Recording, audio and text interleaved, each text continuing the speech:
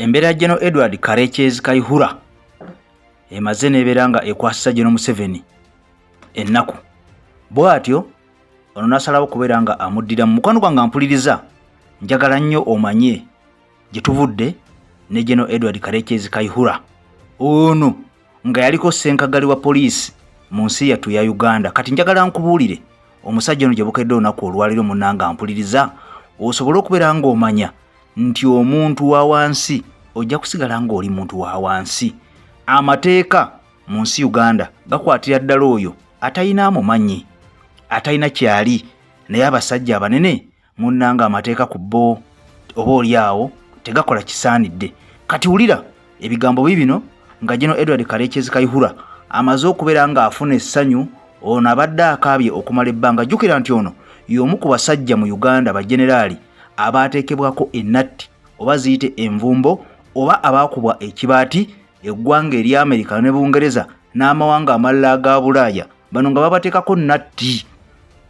Ono nga ne bw'aba alwadde ayina kwejjanjabira mu nsi Uganda oba mu Afirika.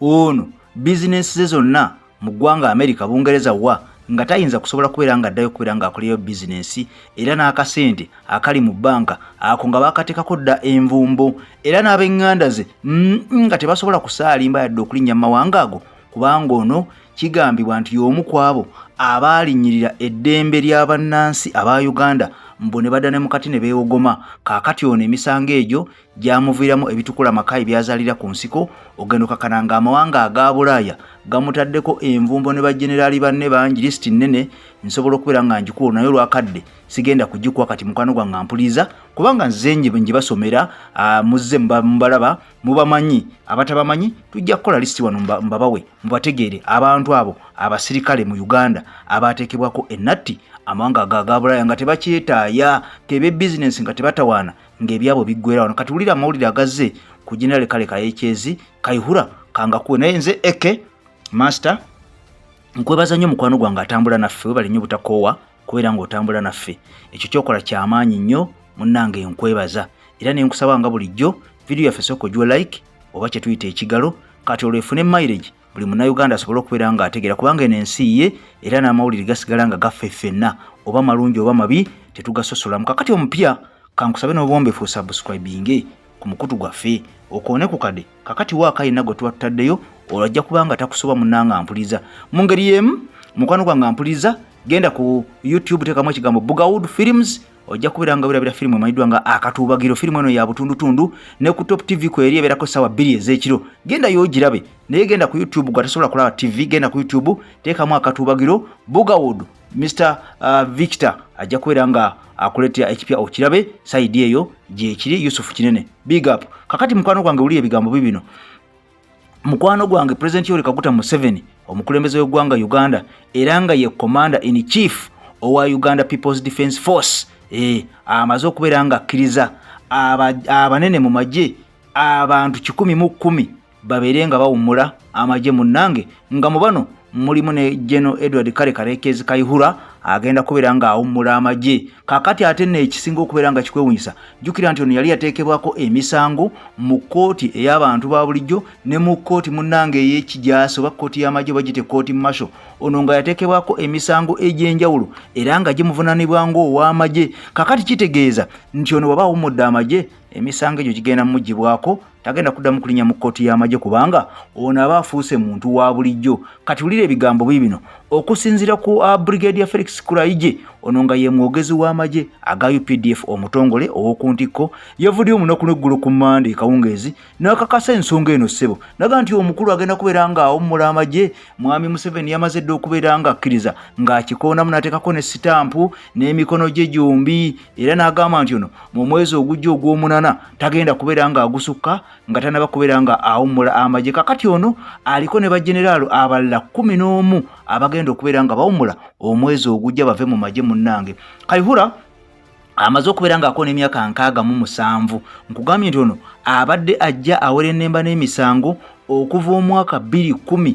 Omusajja ono kigambibwa nti yagezaako okubeera nga munnange akwata ebyokulwanyisa n'abiwa abantu abo abaali batateekeddwa kubeera nga babeera nabyo. Mujjukira Abdallah Kitatta ono yatambulanga n'emmundu mu kibuga Kampala ng'oyinza oga nti abaazirwanako naye nga munnange takubangako na ku ssasi nti lyakulwana. Emmundu baagimwa nabeera ng'agikozesa mu bumenyi bw'amateeka. Jjukira nti ono yali akulira ekibinja kya boda 2010 kaakati ono yakooza nnyo akajiri aba boda mu kibuga Kampala. Kaakati ng'oggyeko ogwo omusango gw'ogaba ebyokulwanyisa mu kyeyononere bamuggulako n'omusango omulala ogw'okubeera nga munnange ono yaddira abasajja Abanyarwanda abaava e Rwanda ng'omusajja pulezidenti waayo amanyiddwa nga General Kagame ng'ayagala kubeera mbu ng'abasanjaga bajje ne badduka ne bajja e Uganda. Kakati bwe bajja e Uganda ate etteeka erya UN likugamba nti omuntu wabazze mu nsi yo n'asaba obubudamu n'agamba n'ennyamba gyenva bagenda kunzita tokkirizibwa kubeera nga omuzza mu nsi eyo, tokkirizibwa kubeera nga omuzza mu nsi eyo. Kaakati no munnange kigambibwa nti omusajja ono yakwata ate Abanyarwanda abaali bazze eno mu exile mu Uganda mbu n'abazze e Rwanda kifuba munnange oba battibwa oba tebattibwa be baba bamanya naye ono yabazzaayo kifuba. Kati emisango egyo oba kite repatriating Rwandanese yabazzaayo repatriation. Kaakati omusango gino nagyo gyatandika okubeera nga gimuvunaanibwa wakati w'2012 ne 2016. Emisango gino kigambibwa nti omukulu ono we yagiddiza wadde nga ye agandize sigizzangako bansibako matu ga mbuzi kundiisango sizzangako misango gino era sina abantu be nali nzizizaayo yadde n'omu. Munnange kakati nno emisango egyo egimu kugiri ku munnange mu kkooti eno ey'amagye asobole okubeera nga yennyonnyolako naye nkugambye nti ono ng'ennaku z'omwezi lumu omwezi guno ogw'omunaana bwe gunaabeera nga gukoonedde agenda kubeera nga awummula amagye. Kitegeeza nti emisango egyo gigenda kubeera nga gimugibwako. Gye buvuddeko omukulu ono General Kale Kayihura jjukira nti yasinkana Muhoozi Kainerugaba Generali n'abeera nga asaba Mwami Museveni nti omusajja ono musonyiwe wadde nga bingi ebyamusobako naye ate era bingi bye yakolera Uganda mu mutima omulungi. Kakati omusajja ono tusaba omusonyiwe naye njagala ojjukire munnanga mpuliriza nti mu biseera bya General Kale Kayihura ye musajja ono twalabira abantu abamu nga bakubwa ebyasi naye ng'omukulu ono yali akulira poliisi. Twalaba omusajja amanyiddwa nga Kayihura Kaweesi Felix Kaweesi munnange yakubwa amasasi. Ate twalaba ekitta bantu ekyali mu Wakiso district ku mulembe gwa General Kale Kayihura abakazi abattibwanga nga babasokoola babasufumitamu ebiti nga babatta mu district ey'e Wakiso era gwali mulembe gwa General Kale Kayihura. Era ku mulembe ogwo twalabayoko ku bijambiya ebyatemulatemulanga abantu ku mulembe gwa General Kale Kayihura. Kaakati no munnange ono yessaawa mbona yawo muzibe naye ng'ono tagenda kubeera nga awummula yekka aliko n'abanene abalala munnange abaazirwanako aba NRA Bushwo Generals naye nga mu bano mulimu abamanyiddwa nga munnange kuliko Major General Sam Waswa Muteesaasira, kuliko Major General Arocha Joseph, kuliko Brigadier Stephen Oluka ne Brigadier Augustine Atuoki n'abalala bangi abagenda okubeera nga bawummula nga naye bano be baazirwanirako ddala eri ba NRA Bushwo Generals. Kaakati n'abalala abantu bagenda kubeera nga bakonera ddala 10 Mwami Museveni yamaze dde okubeera nga ateekako omukono era munange omwezi ogw'omunaana guno we gunaggwerako nga bano bantu ba bulijjo abawedde emirimu. Kati mwana Kayihura oba General Kayihura bwato naye ali mu kikoosi ekyo ekigenda okubeera nga munnanga awummula amagye. Kati ffe tulinze bulinzi ebbanga lino erisigaddeyo ng'omukulu omutanaba kubeera nga awummuzibwa omwezi guno bwe guggwako ogw'omusanvu kiki ekiddako kubanga nkugambye nti emisango egimu alina kukozesebwa nga w'amagye era bw'anaaba agavuddemu emisango gino gineeyongera mu maaso oba kino bakikoze omukulu ono bamuwummuze asobole okubeera nga adoojinga emisango gino olwo afuuke muntu wa bulijjo. Ojja kumpa endowooza yo mukwano gwange mpuliriza mu komenti awo ongambe nti omusajja abadde asaana awummule oba omusajja abadde asaana asooka awozesebwe emisango tulabe nga gimusinga. Jjukira nti ono yali yasibwako n'asibwa olw'emisango egyo gye nkoneddeko egimu naye ate ye n'ayimbulwa. Banne abalala bagambibwa nti yabawanga ebyokulwanyisa ba Abdallah Kitatta bano basooka kuzuuzumba n'okkaaba amaziga ng'obwana obuto ne batula ne mu ttaka wansi ne basiita eŋŋanda zaabwe zonna ne zikaaba ogenda okakananga nabo babayimbudde. Kaakati lwe baamala okubayimbula